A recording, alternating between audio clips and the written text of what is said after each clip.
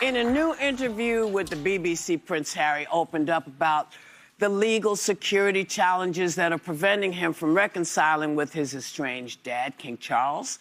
Take a look. Of course, some members of my family will never forgive me for writing a book. Of course, they will never forgive me for lots of things. But, you know, there is... I would love reconciliation with my family.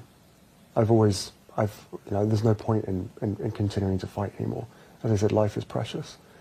I don't know how much longer my father has. He won't speak to me because of this security stuff. But it would be nice to reconcile. So is making that on-camera plea gonna help chances? You think, don't think he's making it into a public spectacle? What are your thoughts? I was conflicted over this because, so I think all of us agree you always want reconciliation. We had Jeremy Renner here last week, who basically, I mean, he had a near death. He actually says he died briefly in this snowmobile accident. And he said at the end, all that you remember is the people you loved. Not money, not titles, not crown jewels. So I think everyone roots for there to be reconciliation. Watching this, I kind of felt like it was a Hail Mary. Like he's probably made outreach, not heard back. I can't speak to why he hasn't heard back or whatever, but I think that he must have thought, if I go out there on the BBC, perhaps that's a way to signal to my father, you know, in this period that you have left, I do want to talk and reopen those lines of communication. And I root for it. I think that he acted in the interest of his family in the immediate, not thinking he was giving up the rest of his family for the rest of his life. Yeah, this issue came out of a legal case because in 2020, he was denied security protection. The type of security protection someone born into the royal family requires, because we know what that kind of thing is. There's a lot of exposure, not only for him, but for the Duchess, Meghan, his wife, and his 2 children. And he wants to go and show them his home country. And so that was stripped away from him because he decided that he didn't want the official duties. And a point that he made during that interview, which I thought was striking, is that there are people that serve their country, but then leave public service, but always have that protection for the rest of their lives because they're different. This is a man who was born into a family, born into that duty, spent tours in Afghanistan and served his country for 35 years.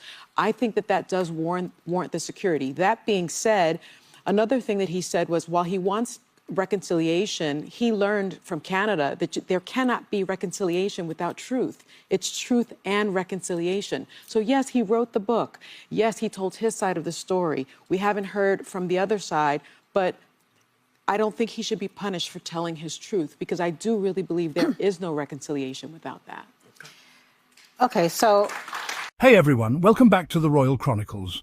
I'm your loyal host, and today, oh buckle up, we are diving into the latest royal drama that's got the palace shaking, the tabloids foaming at the mouth, and the fans rallying behind our very own Prince Harry and the incomparable Meghan Sussex. So here's the tea. Prince Harry recently gave a heartfelt interview to the BBC, opening up about his longing for reconciliation with King Charles. And listen, folks, this wasn't just some PR stunt or attention grab like certain other family members we could name. You know, the ones who leak to tabloids and then pretend they're sources close to the palace. Nope. Harry was raw, real and honest. He straight up said, "Of course, some members of my family will never forgive me, but I would love reconciliation." Can we pause right there? Y'all, that's a man extending an olive branch, not throwing shade. But guess what? Instead of meeting him halfway, King Charles is apparently giving him the royal silent treatment. Classic Charles. Honestly, the only thing colder than Charles right now is a cucumber sandwich at a Buckingham Palace garden party. And the kicker?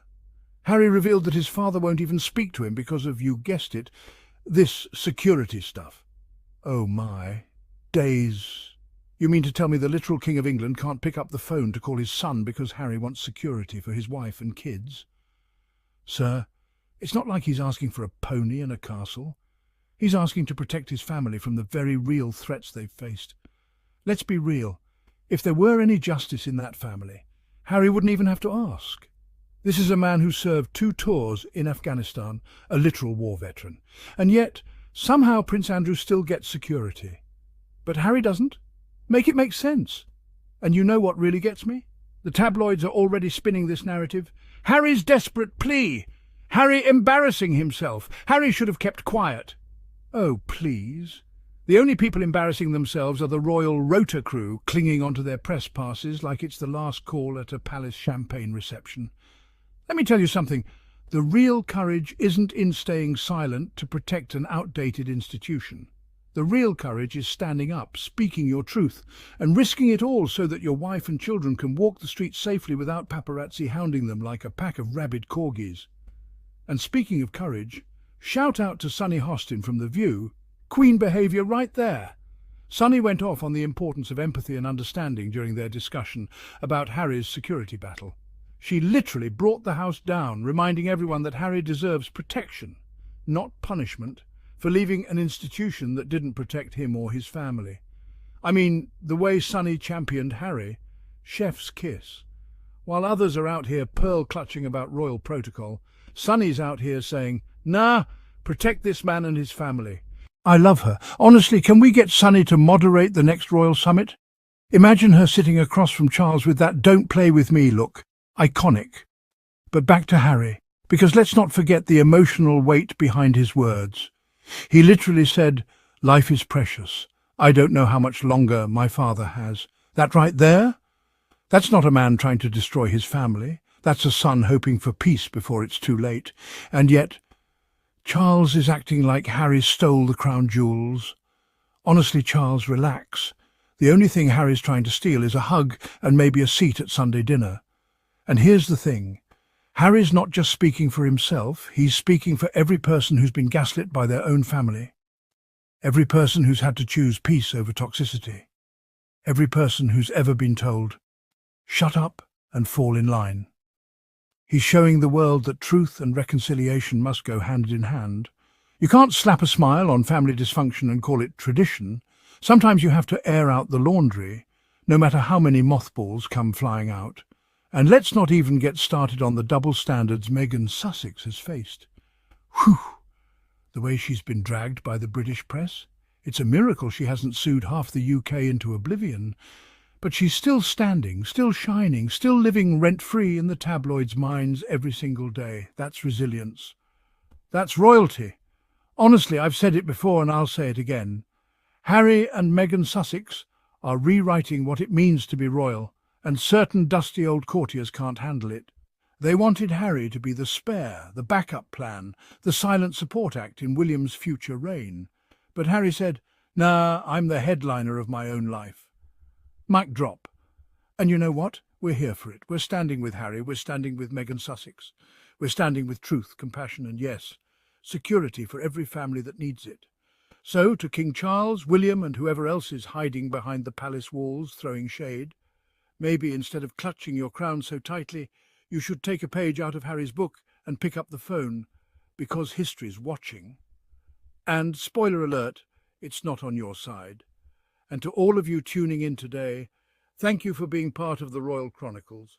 If you love Harry and Meghan Sussex, if you're tired of the smear campaigns, and if you're here for truth, empathy, and a little bit of royalty, don't forget to subscribe to the channel, hit that notification bell so you never miss an update.